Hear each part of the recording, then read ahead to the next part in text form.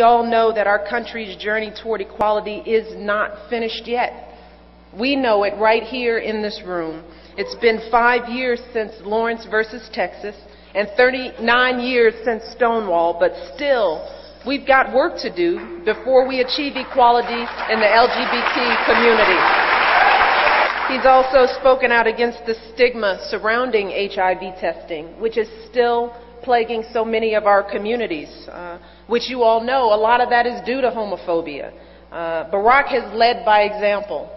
When we took our trip to Africa and visited his home country in Kenya, we took a public HIV test for the very point of showing folks in Kenya that there is nothing to be embarrassed about in getting tested. And we did it as a couple. And he said something very simple. He said, all too often we settle for the world as it is because we think it's the best that we can do, even if when it doesn't reflect our values and aspirations as a nation. We all have felt that. It won't change. We can't do anything any differently. This is the best we can do. We're blessed. Maybe we shouldn't ask for more. We've all said that at some point in time in our lives. But Barack reminded us on that day that we also know what the world should look like. And I'm here because I know I've lived with this man for 20 years. And I say this all the time. He has not let me down once. He has spent his entire life trying to build the career based on that struggle to narrow the gaps. And wherever he has a chance, he uses his God-given talents to move that bar.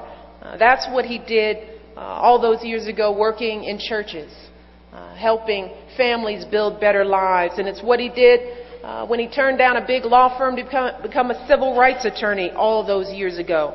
And that's what he did as a state senator before entering the U.S. Senate. He was a champion of the law that amended the Illinois Human Rights Act in our state to prohibit discrimination on the basis of sexual orientation and gender identity in the workplace.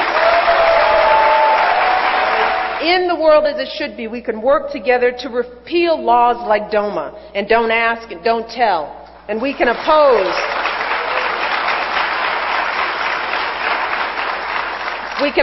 divisive constitutional amendments that would strip civil rights and benefits away from LGBT Americans, because discrimination has no place in a nation founded on the promise of equality.